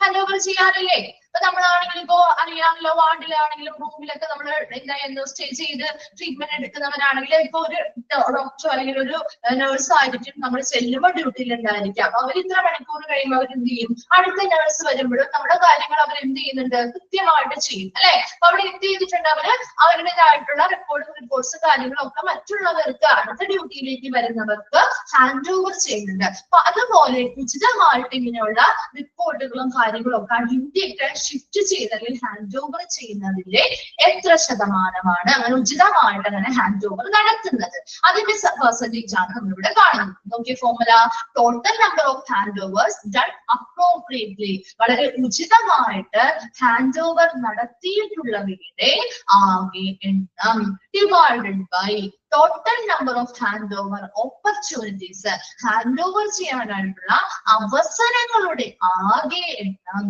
ഇൻടു 100. എന്താണ്, അപ്പൊ അവിടെ ഹാൻഡ് ഓവർ ചെയ്യാനായിട്ട് ഒരുപാട് അവസരങ്ങൾ ഉണ്ടാവും. അതിലെല്ലാവരും ചിലപ്പോൾ ശരിയായ രീതിയിൽ അവിടെ ഹാൻഡ് ഓവർ ചെയ്യാനൊക്കെ ആയിരിക്കും പോയിരിക്കുന്നത്. അതിൽ എത്ര പേര് ഹാൻഡ് ഓവർ ചെയ്യാനായിട്ടുള്ള അവസരങ്ങളുടെ എണ്ണം, അതിൽ എത്ര എണ്ണമാണ് ഉചിതമായിട്ട് ഹാൻഡ് ഓവർ നടത്തിയിരിക്കുന്നത് ഇൻടു 100 ചെയ്താല് നമുക്ക് എന്തിന്റെ കിട്ടും, അപ്രോപ്രിയേറ്റ് ഹാൻഡ് ഓവേഴ്സിന്റെ റേറ്റ് കിട്ടും. ക്ലിയർ ആയത്? Total number of hand overs done appropriately, വളരെ ഉചിതമായിട്ട് ചെയ്ത ഹാൻഡ് ഓവേഴ്സിന്റെ എണ്ണം divided by hand over opportunities അല്ലെങ്കിൽ എന്താ അവസരങ്ങളുടെ ആകെ എണ്ണം ഇൻടു 100. Then 32 നോക്കിയേ, compliance rate to medication prescription in capitals. എന്താ കംപ്ലൈൻസ് എന്ന് പറഞ്ഞാൽ പാലിക്കുക അല്ലെ. മെഡിക്കേഷൻ പ്രിസ്ക്രിപ്ഷൻസ് മരുന്നുകൾ പ്രിസ്ക്രൈബ് ചെയ്യുമ്പോൾ ശരിക്കും ചെയ്യേണ്ടത് ക്യാപിറ്റൽ ലെറ്റേഴ്സിലാണ് അത് പ്രിസ്ക്രൈബ് ചെയ്യേണ്ടത്. അപ്പൊ അങ്ങനെ ക്യാപിറ്റൽ ലെറ്റേഴ്സിൽ പ്രിസ്ക്രിപ്ഷൻ നടത്തിയിട്ടുള്ള എത്ര എണ്ണം അങ്ങനെ പാലിച്ചിട്ടുണ്ട്, അങ്ങനെയുള്ള എത്ര മെഡിക്കേഷൻ പ്രിസ്ക്രിപ്ഷൻസിലാണ് ഈ ക്യാപിറ്റൽ ലെറ്റേഴ്സ് പാലിച്ചിട്ടുള്ളവരുടെ റേറ്റ് ആണ് നമ്മളിവിടെ നോക്കുന്നത്. അപ്പൊ കൃത്യമായി ക്യാപിറ്റൽ ലെറ്റേഴ്സിലായിരിക്കണം എഴുതേണ്ടത്. അതാണ് ശരിക്കുമുള്ള നടപടിക്രമം എന്ന് പറയുന്നത്. പക്ഷെ എല്ലാവരും അങ്ങനെ പ്രിസ്ക്രൈബ് ചെയ്യുമ്പോൾ ക്യാപിറ്റൽ ലെറ്റേഴ്സ് ഉപയോഗിക്കാറില്ല. അങ്ങനെ ക്യാപിറ്റൽ ലെറ്റേഴ്സ് പാലിച്ചുകൊണ്ട് എഴുതിയിട്ടുള്ള മെഡിക്കേഷൻ പ്രിസ്ക്രിപ്ഷൻസിന്റെ എത്ര റേറ്റ് ആണുള്ളത് അതാണ് ഇവിടെ നോക്കുന്നത്. നോക്കിയ formula, total number of prescriptions in capital letters. Capital ലെറ്റേഴ്സിൽ എഴുതിയിട്ടുള്ള പ്രിസ്ക്രിപ്ഷൻസിന്റെ ആകെ എണ്ണം divided by total number of prescriptions. അവിടെ ഒരുപാട് പ്രിസ്ക്രിപ്ഷൻസ് വന്നിട്ടുണ്ടാവും അല്ലെ, പല ഡോക്ടേഴ്സിൽ നിന്നും ഒരുപാട് പ്രിസ്ക്രിപ്ഷൻസ് വന്നിട്ടുണ്ടാവും. അതിന്റെ ആകെ എണ്ണത്തിൽ എത്ര എണ്ണം ക്യാപിറ്റൽ ലെറ്റേഴ്സിലുള്ള പ്രിസ്ക്രിപ്ഷൻസ് ഉണ്ട് ഇൻറ്റു 100 ആണ് എന്ത് compliance rate to medication prescription in capitals കാണാനുള്ള formula. Total number of prescription in capital letters divided by total number of prescriptions in 100 into 100. അപ്പൊ അവിടെ ഒരുപാട് പ്രിസ്ക്രിപ്ഷൻസ് ഉണ്ടാവും, അതിന്റെ ആകെ എണ്ണം അതിൽ എത്ര എണ്ണം എന്ത് ക്യാപിറ്റൽ ലെറ്റേഴ്സിലുള്ള പ്രിസ്ക്രിപ്ഷൻസ് ഉണ്ട് ഇൻറ്റു 100 ചെയ്യുക. ക്ലിയർ ആണോ? 32ാമത്തെ ക്ലിയർ ആണോ? 32. ഓക്കെ, അപ്പൊ ആ ഒരു 31ഉം 32ഉം ഒന്ന് നോട്ട് ചെയ്ത് വെക്കാം കേട്ടോ. 31ഉം 32. ഓക്കെ, അപ്പൊ ആ ഒരു പേജിലെയും ഒന്ന് നോക്കി ഏതൊക്കെയാണ് മിസ് ഇമ്പോർട്ടന്റ് ആണെന്ന് പറഞ്ഞത് ഒന്നുകൂടി നമുക്കൊന്ന് റിവൈൻഡ് ചെയ്തിട്ട് പോവാട്ടോ. അപ്പൊ ഫസ്റ്റ് നമ്പർ മാത്രമേ പറയുന്നുള്ളൂ കേട്ടോ. ഫസ്റ്റ് 1 പറഞ്ഞിരുന്നു 4th 1 4 7 9 10 14 16 17 19 21 23 then 24 28 31 32. ഓക്കെ അല്ലേ? ഓക്കെ, അപ്പൊ നമ്മൾ ഇനി നെക്സ്റ്റ് ലാസ്റ്റ് ഭാഗത്തേക്ക് കടക്കുകയാണ്. ജോബ് ഡിസ്ക്രിപ്ഷൻ അല്ലെങ്കിൽ responsibilities of hospital quality manager. ഒരു ഹോസ്പിറ്റലിലെ ക്വാളിറ്റി മാനേജറുടെ ജോബ് റെസ്പോൺസിബിലിറ്റിയിലേക്കാണ് കിടക്കുന്നത്. ലാസ്റ്റ് ഭാഗമാണ്, ഒരു 13 പോയിന്റ്സ് ആണ് ഇവിടെ ഉള്ളത്. അതുകൊണ്ട് കഴിഞ്ഞാൽ നമ്മൾ ഈ ഒരു ചാപ്റ്റർ കംപ്ലീറ്റ് ആകും കേട്ടോ. അപ്പൊ അതിന് മുൻപ് മിസ് പറയും നെക്സ്റ്റ് ക്ലാസ് മുതൽ ഈ ഒരു ചാപ്റ്റർ ഇതിപ്പോ കംപ്ലീറ്റ് ആയെങ്കിൽ നമ്മൾ നെക്സ്റ്റ് ക്ലാസ്സിൽ അത് കംപ്ലീറ്റ് ചെയ്യും, പുതിയൊരു ചാപ്റ്റർ സ്റ്റാർട്ട് ചെയ്യും. ആ ഒരു ചാപ്റ്റർ ഹൗസ് കീപ്പിംഗ് ആണ് കേട്ടോ. ഹൗസ് കീപ്പിംഗ് എന്ന് പറയുന്ന ചാപ്റ്റർ ആണ്. അപ്പൊ ആ ഒരു ചാപ്റ്ററിന്റെ നോട്ട്സ് എന്താ എല്ലാവരും കയ്യിൽ കരുതിയേക്കാം കേട്ടോ, നാളെ വരുമ്പോഴേക്കും. ഓക്കെ, അപ്പൊ നോക്കിയേ, job description of responsibilities of hospital quality manager. ഒരു ഹോസ്പിറ്റലിലെ ക്വാളിറ്റി മാനേജറിന്റെ ജോബ് റെസ്പോൺസിബിലിറ്റി അല്ലെങ്കിൽ ഡിസ്ക്രിപ്ഷൻസ് എന്തൊക്കെയാണ് നോക്കിയത്. Quality manager in hospital should support the quality assurance programme cell at the hospital. ഒരു ഹോസ്പിറ്റലില് ക്വാളിറ്റി അഷുറൻസ് ഗുണനിലവാരം ഉറപ്പുവരുത്തുന്നതിന് വേണ്ടിയുള്ള പ്രോഗ്രാം സെല്ലുകളെ സപ്പോർട്ട് ചെയ്യുക അല്ലെങ്കിൽ പിന്തുണയ്ക്കുന്നത് ഒരു ക്വാളിറ്റി മാനേജറിന്റെ ഡ്യൂട്ടിയാണ്. And be accountable for designing and establishing quality procedures standards and specifications in hospital. എന്തിനാണ് അവർ ഉത്തരവാദിത്തമുള്ളവരായിരിക്കേണ്ടത്? അതാ ക്വാളിറ്റി പ്രൊസീജിയേഴ്സ്, ഗുണനിലവാരവുമായി ബന്ധപ്പെട്ടുള്ള നടപടിക്രമങ്ങള്, എന്താണ് സ്റ്റാൻഡേർഡ്സ്, മാനദണ്ഡങ്ങള്, സ്പെസിഫിക്കേഷൻസ്, നിർദ്ദേശങ്ങള് മുതലായ ഒരുപാട് കാര്യങ്ങള് ഡിസൈൻ ചെയ്യുക, രൂപകൽപ്പന ചെയ്യേണ്ടതും എസ്റ്റാബ്ലിഷ് ചെയ്യേണ്ടതും സ്ഥാപിക്കേണ്ടതും ഒരു ക്വാളിറ്റി മാനേജറിന്റെ റെസ്പോൺസിബിലിറ്റിയിൽ വരുന്നതാണ്. ഒരു ക്വാളിറ്റി മാനേജർ എന്ന് പറയുന്നത് ക്വാളിറ്റി അഷുറൻസ് പ്രോഗ്രാം സെല്ല്, ആ ഒരു ഹോസ്പിറ്റലിലെ ക്വാളിറ്റി ഉറപ്പുവരുത്തുന്നതിന് വേണ്ടിയുള്ള പ്രോഗ്രാം സെല്ലിന് വേണ്ട സപ്പോർട്ട് അല്ലെങ്കിൽ പിന്തുണ നൽകേണ്ടത് ഒരു ക്വാളിറ്റി മാനേജറാണ്. രണ്ടാമതായി നമ്മൾ പറഞ്ഞത് ഗുണനിലവാരവുമായി ബന്ധപ്പെട്ടുള്ള നടപടിക്രമങ്ങള്, മാനദണ്ഡങ്ങള്, സ്പെസിഫിക്കേഷൻസ് അല്ലെങ്കിൽ അതുപോലെ തന്നെ നിർദ്ദേശങ്ങൾ മുതലായ എല്ലാ കാര്യങ്ങളും ഡിസൈൻ ചെയ്ത് രൂപപ്പെടുത്തേണ്ടതും അത് സ്ഥാപിക്കേണ്ടതും ഒരു ക്വാളിറ്റി മാനേജറുടെ ഉത്തരവാദിത്തമാണ്. Then he or she must encourage quality improvement in all the processes and procedures of the hospital and share reports. ഇനി എന്താ ആ ഒരു വ്യക്തി ക്വാളിറ്റി മാനേജർ എന്ന് പറയുന്ന വ്യക്തി എന്താണ് ക്വാളിറ്റി ഇംപ്രൂവ്മെന്റ്, അതായത് ഗുണനിലവാരം മെച്ചപ്പെടുത്തുന്നതിന് വേണ്ടിയുള്ള എല്ലാ പ്രവർത്തനങ്ങളും നടപടിക്രമങ്ങളും പ്രോത്സാഹിപ്പിക്കേണ്ടതും ആ ഷെയർ റിപ്പോർട്ട്സ് അതിനു വേണ്ടിയുള്ള എല്ലാ റിപ്പോർട്ടുകളും ബന്ധപ്പെട്ട ആളുകൾക്ക് പങ്കിടേണ്ടതും അല്ലെങ്കിൽ ഷെയർ ചെയ്യേണ്ടതും ഒരു ക്വാളിറ്റി മാനേജറുടെ റെസ്പോൺസിബിലിറ്റിയാണ്. And she must encourage quality improvement, ഗുണനിലവാരം മെച്ചപ്പെടുത്തുന്നതിന് in all the process, എല്ലാ പ്രവർത്തനങ്ങളിലും എല്ലാ നടപടിക്രമങ്ങളിലും ഗുണനിലവാരം മെച്ചപ്പെടുത്തുന്നതിന് വേണ്ടിയുള്ള എൻകറേജ്മെന്റ് അല്ലെങ്കിൽ പ്രോത്സാഹനം നൽകേണ്ടതും അതുമായി ബന്ധപ്പെട്ട റിപ്പോർട്ടുകൾ ഷെയർ ചെയ്യേണ്ടതും ഒരു ക്വാളിറ്റി മാനേജറുടെ ഡ്യൂട്ടിയിൽ വരുന്നതാണ്. ഇനിയാണ് നമ്മുടെ പ്രധാനപ്പെട്ട കീ ജോബ് റെസ്പോൺസിബിലിറ്റിയിലേക്ക് കടക്കുന്നത്. പ്രധാനപ്പെട്ട റെസ്പോൺസിബിലിറ്റി എന്ന ഉത്തരവാദിത്തങ്ങളാണ് ഒരു 13 എണ്ണമുണ്ട്.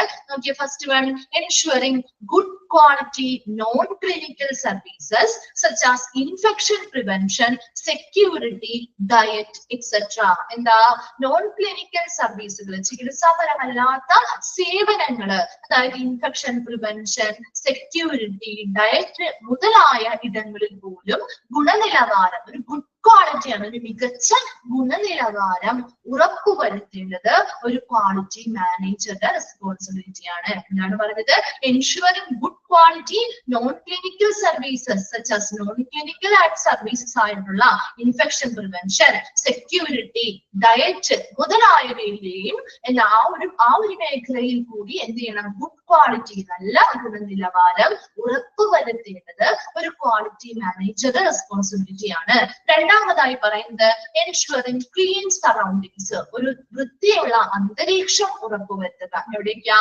OPD area, ward, labour room, operation theatre and patient amenities and outsourced services. പേഷ്യൻസിന് കൊടുക്കുന്ന അമ്യൂണിറ്റീസ് അല്ലെങ്കിൽ ഫെസിലിറ്റികളില്, അതുപോലെ ഔട്ട്സോഴ്സ്ഡ് സർവീസ്, ഇപ്പൊ നമ്മുടെ ലാബ്, ലോണ്ടറി മുതലായ എക്സ്റ്റേണൽ ഏജൻസിയുമായി ചേർന്നുള്ള ഔട്ട്സോഴ്സ്ഡ് സർവീസുകള് മുതലായി ഈ പറയുന്ന എല്ലാ ഇടങ്ങളിലും ഒരു വൃത്തിയുള്ള അന്തരീക്ഷം ഉറപ്പുവരുത്തുക. മൂന്നാമതായി periodical evaluation of hospitals on quality check list and recheck score for the facility. എന്താ?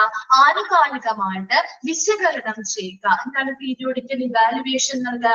ആനുകാലികമായി പല കാര്യങ്ങളും വിലയിരുത്തലുകൾ നടത്തുക. ഹോസ്പിറ്റൽസിൽ എന്ത് ചെയ്യണം? ഓൺ ക്വാളിറ്റി ചെക്ക് ലിസ്റ്റ്, അതായത് ഹോസ്പിറ്റലിൽ നടത്തുന്ന എല്ലാ പ്രവർത്തനങ്ങളും വളരെ ഗുണനിലവാരം ഉറപ്പുവരുത്തുന്നതാണെന്ന് മനസ്സിലാക്കുന്നതിന് വേണ്ടി ചെക്ക് ലിസ്റ്റുകൾ ഉപയോഗിച്ച് ഗുണനിലവാരം പീരിയോഡിക്കൽ ആനുകാലികമായിട്ട് വിലയിരുത്തണം. And recheck the score for the facility. ആ ഒരു സൗകര്യങ്ങൾ എന്താണ്? ഒരു സ്റ്റാൻഡേർഡ് സ്കോറിലേക്ക്, കൃത്യമായ മാനദണ്ഡങ്ങൾക്കനുസരിച്ചുള്ള ആ ഒരു സ്റ്റാൻഡേർഡ് സ്കോറുകളിലേക്ക് അവിടുത്തെ സേവനങ്ങൾ അല്ലെങ്കിൽ സൗകര്യങ്ങൾ എത്തിച്ചേരുന്നുണ്ടോ എന്ന് കൂടി എന്ത് ചെയ്യണം? വിലയിരുത്തുക. നാലാമതായി പറയുന്നത് ഐഡന്റിഫിക്കേഷൻ ഓഫ് ഗ്യാപ്സ് അല്ലെങ്കിൽ ഗ്യാപ്പ് അനാലിസിസ്. എന്താണ് ഒരു ഗ്യാപ്പ് അനാലിസിസ് എന്ന് പറയുന്നത്? എന്താണ്?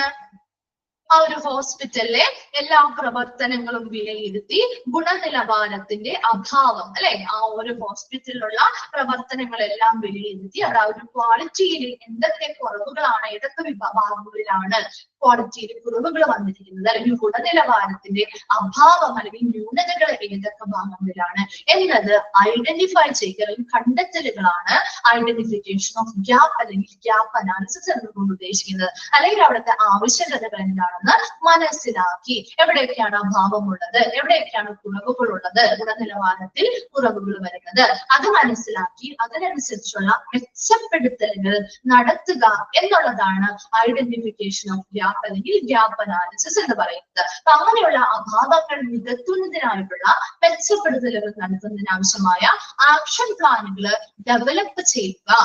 Under the supervision of incharge of the hospital, ഹോസ്പിറ്റലിലെ ഇൻചാർജിലുള്ളവരുടെ മേൽനോട്ടത്തിൽ ഇതുപോലെയുള്ള ആക്ഷൻ പ്ലാനുകൾ ഡെവലപ്പ് ചെയ്യുകയും അത് കൃത്യമായിട്ട് നടപ്പിലാക്കിയ മാത്രം പോരാ, അത് എന്ത് ചെയ്യണം, മോണിറ്റർ കംപ്ലൈൻസ് അത് കൃത്യമായി ആ ഓരോ ഹോസ്പിറ്റലുകളും പാലിക്കുന്നുണ്ടോ എന്ന് നിരീക്ഷിച്ചുകൂടി വേണം. അതാണ് ഐഡന്റിഫിക്കേഷൻ ഓഫ് ഗ്യാപ്പ് അല്ലെങ്കിൽ ഗ്യാപ്പ് അനാലിസിസ്. ആ ഒരു ഐഡന്റിഫൈ ചെയ്ത അവിടുത്തെ അഭാവം, ഗുണനിലവാരത്തിന്റെ അഭാവം ഏതൊക്കെ മേഖലകളിലാണ് അല്ലെങ്കിൽ ഏതൊക്കെ മേഖലകളിലാണ് ന്യൂനതകളുള്ളത് എന്ന് കണ്ടെത്തി എന്ത് ചെയ്യുക, മെച്ചപ്പെടുത്തലുകൾ നടത്താൻ ആവശ്യമായിട്ടുള്ള ആക്ഷൻ പ്ലാനുകൾ ഹോസ്പിറ്റലിലെ ഇൻചാർജുകളുടെ മേൽനോട്ടത്തിൽ വികസിപ്പിക്കുകയും അത് കൃത്യമായിട്ട് അവിടെ ഹോസ്പിറ്റലുകൾ പാലിക്കുന്നുണ്ടോ എന്ന് നിരീക്ഷിക്കുകയും ചെയ്യുക.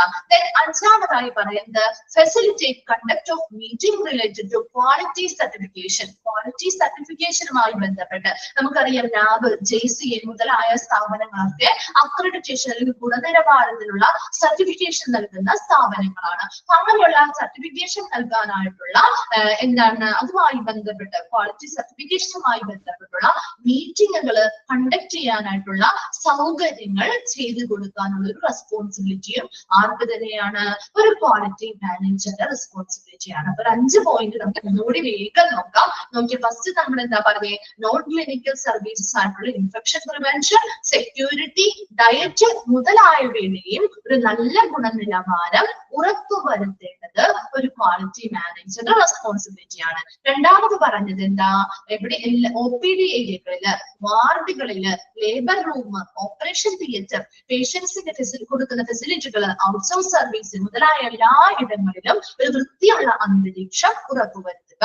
മൂന്നാമതായി പറഞ്ഞത് ഹോസ്പിറ്റലുകളുടെ ഗുണനിലവാരം ഉറപ്പുവരുത്തുന്നതിനായി ആനുകാലികമായിട്ട് ഇവാലുവേഷൻസ് അല്ലെങ്കിൽ വിലയിരുത്തലുകൾ നടത്തുക. അതിനുവേണ്ടി ക്വാളിറ്റി ചെക്ക് ലിസ്റ്റുകൾ ഉപയോഗിച്ച് എന്ത് ചെയ്യുക, വിലയിരുത്തൽ നടത്തുകയും അത് കൃത്യമായി അവിടുത്തെ ഓരോ സേവനങ്ങളും ആ സ്റ്റാൻഡേർഡ് സ്കോറുകളിലേക്ക് എത്തുന്നുണ്ടോ എന്നും ഉറപ്പുവരുത്തുക. നാലാമതായിട്ട് ഐഡന്റിഫിക്കേഷൻ ഓഫ് ഗ്യാപ്പ് അല്ലെങ്കിൽ ഗ്യാപ്പുകൾ എന്താണ് ഉദ്ദേശിക്കുന്നത്, ഓരോ ഗുണനിലവാരത്തിന്റെയും അഭാവം ഏതൊക്കെ മേഖലകളിലാണ്, എവിടെയാണ് ന്യൂനതകളുള്ളത് എന്ന് കണ്ടെത്തുകയും അത് മെച്ചപ്പെടുത്താനായിട്ടുള്ള ആക്ഷൻ പ്ലാനുകൾ ഹോസ്പിറ്റലിലെ ഇൻചാർജുകളുടെ മേൽനോട്ടത്തിൽ നടപ്പിലാക്കുകയും അത് നടപ്പിലാക്കിയാൽ മാത്രം പോരാ, അത് കൃത്യമായിട്ട് ആ ഹോസ്പിറ്റലുകൾ പാലിക്കുന്നുണ്ടോ എന്ന് നിരീക്ഷിക്കുകയും ചെയ്യുക. അഞ്ചാമതായി പറഞ്ഞത് conduct meeting related to quality certification. Quality സർട്ടിഫിക്കേഷനുമായി ബന്ധപ്പെട്ടുള്ള മീറ്റിങ്ങുകൾ കണ്ടക്ട് ചെയ്യാനുള്ള സൗകര്യങ്ങൾ ചെയ്തു കൊടുക്കേണ്ട ഉത്തരവാദിത്വം ഒരു ക്വാളിറ്റി മാനേജർക്കാണുള്ളത്. ഒരു 5 പോയിന്റ്സ് ക്ലിയർ ആണോ? 5 പോയിന്റ്സ് ഓക്കെ ആണോ? ഓക്കെ. Then 6th നോക്കിയേ, ensuring that the hospital meets all regulatory compliances like BMW. എന്താണ് BMW? എന്താണ് BMW? പഠിച്ചാണോ? എന്താണ് BMW? ബയോമെഡിക്കൽ വേസ്റ്റ് അല്ലെ, ബയോമെഡിക്കൽ വേസ്റ്റ് ആൻഡ് വേസ്റ്റ് മാനേജ്മെന്റുമായി ബന്ധപ്പെട്ട കാര്യങ്ങള്, blood bank or storage licence. Then AERB. എന്താണ് AERB? Atomic energy regulatory board. ഓർമ്മയുണ്ടോ? റേഡിയോളജി എന്ന് പറയുന്ന ചാപ്റ്ററില് എടുത്തത് atomic energy regulatory board. Okay.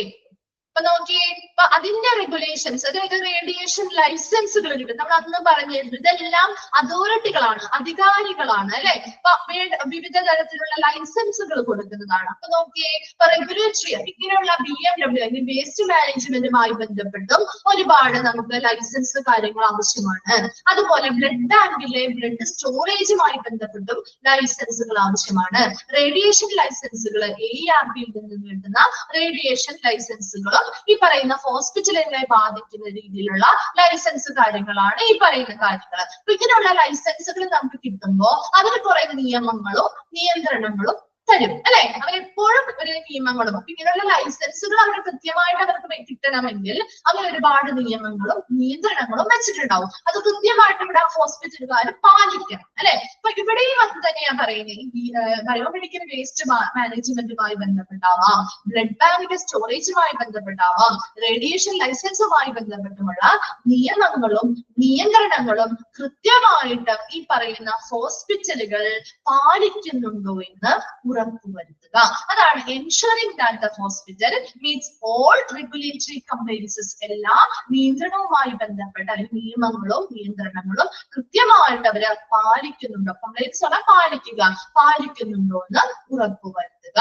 Then ഏഴാമതായി പറയുന്നത് keep A record of non functional devices. എന്താ, രഹിതമായിട്ടുള്ള ഡിവൈസുകൾ, ചിലപ്പോൾ ഒരുപാട് നാളെത്തി പ്രവർത്തിക്കാതെ കേടായി പോയിട്ടുള്ള ഒരുപാട് ഡിവൈസുകൾ, ഉപകരണങ്ങൾ ഉണ്ടാവില്ലേ, അതിന്റെയൊക്കെ റെക്കോർഡുകൾ കീപ്പ് ചെയ്യുകയും കൃത്യമായിട്ട് ഒരു സമയബന്ധിതമായി എന്ത് ചെയ്യുക, time line for its repair along with AMC for all equipments. എന്താണ് AMC എന്ന് പറയുന്ന annual maintenance contract. Annual maintenance contract കേട്ടോ, ആനുവൽ മെയിന്റനൻസ് കോൺട്രാക്ട് എന്ന് എഴുതി വെച്ച AMC, annual maintenance contract, annual maintenance contract. അപ്പൊ ഇങ്ങനെയുള്ള ഉപകരണങ്ങളൊക്കെ വളരെ സമയബന്ധിതമായി എന്ത് ചെയ്യണം, മെയിൻറ്റെയിൻ ചെയ്യാനായിട്ടുള്ള ഒരു കോൺട്രാക്ട് അല്ലെങ്കിൽ കരാറാണ് ആനുവൽ മെയിന്റനൻസ് കോൺട്രാക്ട് എന്ന് പറയുന്നത്. അപ്പൊ ഇങ്ങനെയുള്ള കരാറുകളിൽ എന്താണ് ഏർപ്പെടുത്തിക്കൊണ്ട് ഈ പറയുന്ന ഉപകരണങ്ങള് സമയബന്ധിതമായിട്ട് എന്ത് ചെയ്യണം, റിപ്പയർ ചെയ്ത് വളരെ മെയിൻറ്റെയിൻ ചെയ്ത് മുന്നോട്ട് കൊണ്ടുപോവുക എന്നുള്ളതും ഇതിന്റെ ഭാഗമാണ്. അതാണ് keep record of non functional device. അവിടെ പ്രവർത്തനരഹിതമായിട്ടുള്ള ഉപകരണങ്ങളുടെ റെക്കോർഡ് കീപ്പ് ചെയ്യുകയും അതോടൊപ്പം ഈ AMC കോൺട്രാക്റ്റുകൾ എന്താണ്, ആനുവൽ മെയിന്റനൻസ് കോൺട്രാക്റ്റുകളിൽ ഉൾപ്പെടുത്തിക്കൊണ്ട് ഇതിനുള്ള കരാറുകളിൽ ഏർപ്പെടുത്തി ഈ പറയുന്ന എക്യുപ്മെന്റ്സിനെയും ഡിവൈസുകളെയൊക്കെ കൃത്യമായിട്ട് സമയബന്ധിതമായിട്ട് റിപ്പയർ ചെയ്ത് പ്രവർത്തനക്ഷമമാക്കി വെക്കാനായിട്ടുള്ള ഉത്തരവാദിത്വവും ഒരു ക്വാളിറ്റി മാനേജറിനാണുള്ളത്.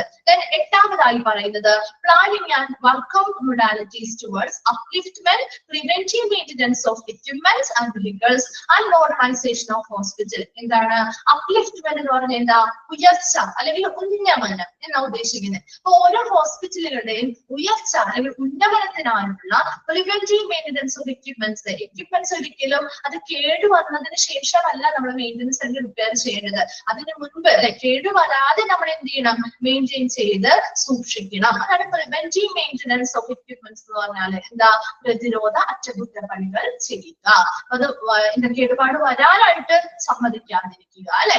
അതുപോലെ തന്നെ ഒരു ഉപകരണത്തിന്റെ കേസ് പോലെ തന്നെയാണ് വെഹിക്കിൾസ് അല്ലെങ്കിൽ വാഹനങ്ങളുടെ കേസും. അതെല്ലാം കൃത്യമായിട്ട് എന്ത് ചെയ്യുക, മെയിൻറ്റെയിൻ ചെയ്ത് മുന്നോട്ട് കൊണ്ടുപോകുക. എക്യുപ്മെന്റ്സ് ആയിക്കോട്ടെ, വെഹിക്കിളുകൾ ആയിക്കോട്ടെ, ഇതൊക്കെ ഓരോ സ്ഥാപനത്തിന്റെയും ഉന്നമനത്തിനായിട്ട് നമ്മൾ ചെയ്യുന്ന കാര്യങ്ങളാണ്. ആൻഡ് മോഡേണൈസേഷൻ ഓഫ് ഹോസ്പിറ്റൽ, എന്താ ഹോസ്പിറ്റലിന്റെ നവീകരണത്തിന് വേണ്ടിയിട്ടുള്ള പ്രവർത്തനങ്ങൾ. അപ്പൊ ഇങ്ങനെയുള്ള എല്ലാ കാര്യങ്ങളുടെയും അല്ലെങ്കിൽ ആ ഒരു സ്ഥാപനത്തിന്റെയും ഉന്നമനത്തിന് ഉയർച്ചയ്ക്കായിട്ടുള്ള ഈ പറയുന്ന മൊഡാലിറ്റീസ് അല്ലെങ്കിൽ പല പല മെത്തേഡുകള് ആസൂത്രണം ചെയ്യുകയും വർക്ക്ഔട്ട് ചെയ്യുകയും ചെയ്യുക. അതാണ് ഇവിടെ പറയുന്നത് പ്ലാനിങ് ആൻഡ് വർക്ക്ഔട്ട് മൊഡാലിറ്റീസ് അല്ലെങ്കിൽ മെത്തേഡുകൾ. അപ്പൊ പറയുന്ന ഓരോ സ്ഥാപനത്തിന്റെയും ഉന്നമനത്തിനായിട്ട് അല്ലെങ്കിൽ വളർച്ചയ്ക്കായിട്ട് വേണ്ടിയിട്ടുള്ള പല പല മെത്തേഡുകള് രീതികളൊക്കെ ആസൂത്രണം ചെയ്യുകയും വർക്ക്ഔട്ട് ചെയ്യുകയും ചെയ്യുന്നത് ഒരു ക്വാളിറ്റി മാനേജറുടെ റെസ്പോൺസിബിലിറ്റിയാണ്. ദെൻ ഒൻപതാമതായി പറയുന്നത് to institute and effective grievance redressal system both for employees and the patients. എന്താ, പേഷ്യൻസിനും അവിടെ വരുന്ന ഓരോ പേഷ്യൻസിനും അവിടെ ജോലി ചെയ്യുന്ന ജീവനക്കാർക്കും വേണ്ടിയിട്ട് ഒരു ഫലപ്രദമായ ഗ്രീവിയൻ റിഡ്രസൽ സിസ്റ്റം, എന്താ പരാതി പരിഹാര സംവിധാനം ഉറപ്പുവരുത്തുക, സ്ഥാപിക്കുക. To institute an effective grievance redressal system both for employees and the patients. പേഷ്യൻസിനും എംപ്ലോയീസിനും വേണ്ടിയിട്ട് എന്ത് ചെയ്യണം, ഒരു ഫലപ്രദമായ ഒരു പരാതി പരിഹാര സംവിധാനം സ്ഥാപിക്കുക. Tenth one നോക്കിയേ, strengthen of hospital MIS. എന്താണ് MIS? എന്താണ് MIS? Management information system. Management information system അറിയാത്തിട്ടുണ്ടെങ്കിൽ ഒന്ന് നോട്ട് ചെയ്യാം കേട്ടോ. Management information system. KPI എന്ന് പറഞ്ഞാൽ എന്താ KPI? Key performance indicators.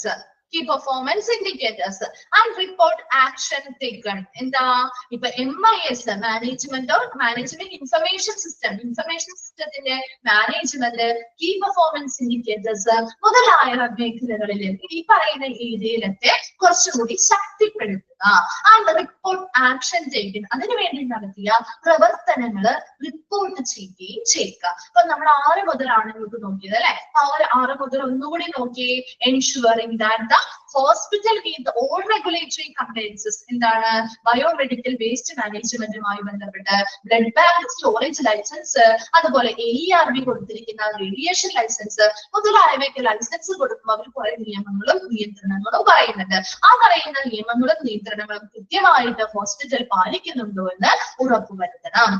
ഏഴാമതായി പറഞ്ഞത് നോൺ ഫങ്ഷണൽ ഡിവൈസുകൾ ഏതൊക്കെയാണെന്ന് കൃത്യമായിട്ട് റെക്കോർഡ് ചെയ്ത് വെക്കുകയും AMC ആനുവൽ മെയിൻ്റനൻസ് കോൺട്രാക്ടുകളിൽ ഈ പറയുന്ന എക്യുപ്മെന്റ്സുകളെ ഉൾപ്പെടുത്തിക്കൊണ്ട് ഒരു ആനുകാലികമായിട്ട് അല്ലെങ്കിൽ ടൈം ലൈൻ കൊടുത്ത് സമയബന്ധിതമായി ഇത് റിപ്പയർ ചെയ്ത് സൂക്ഷിക്കുകയും ചെയ്യുക.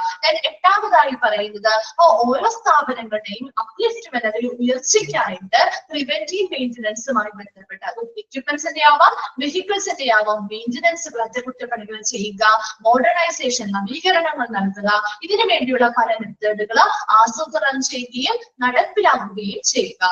ഒൻപതാമതായി നമ്മൾ പറഞ്ഞത് അവിടെയുള്ള പേഷ്യൻസിനും ഓരോ എംപ്ലോയീസ് ജീവനക്കാർക്കും വേണ്ടിയിട്ട് പല ഫലപ്രദമായ ഒരു പരാതി പരിഹാര സംവിധാനങ്ങൾ സ്ഥാപിക്കുക.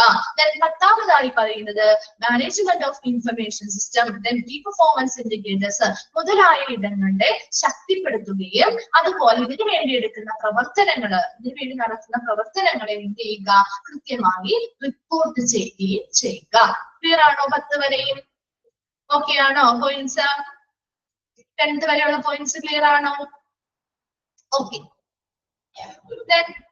11th നോക്കിയേ, കോർഡിനേറ്റഡ് അസസിംഗ് അതോറിറ്റി. എന്താ അതോറിറ്റി അസസ് ചെയ്യാൻ പറ്റും. ഇപ്പൊ ഒരു JC ആവാം, NAB ആവാം, അതൊക്കെ നമ്മുടെ ആ ഒരു അതോറിറ്റിയാണ് അല്ലെ, അധികാരികളാണ്. എന്ത് അസസ് ചെയ്യാൻ വരുന്ന അല്ലെങ്കിൽ വിലയിരുത്താൻ വരുന്ന അല്ലെ, ആ ഒരു വിലയിരുത്താൻ വരുന്ന അതോറിറ്റികളെ കോർഡിനേറ്റ് ചെയ്യുക, എന്താ ഏകോപിപ്പിക്കുക അല്ലെങ്കിൽ അവരുമായി സഹകരിക്കുക. അപ്പൊ ഇങ്ങനെ ഒരു JC അല്ലെങ്കിൽ NAB ഒക്കെ ആ ഒരു അക്രഡിറ്റേഷൻ നൽകാനായിട്ട് ആ ഒരു അതോറിറ്റി എന്ത് ചെയ്യുന്നു, നമ്മുടെ സ്ഥാപനത്തിലേക്ക് വിലയിരുത്തൽ നടത്താനായിട്ട് വരുമ്പോ അവരെ എന്ത് ചെയ്യുക, അവരുമായിട്ട് കോർഡിനേറ്റ് ചെയ്യുന്നത് ഒരു ക്വാളിറ്റി മാനേജറുടെ റെസ്പോൺസിബിലിറ്റിയാണ്.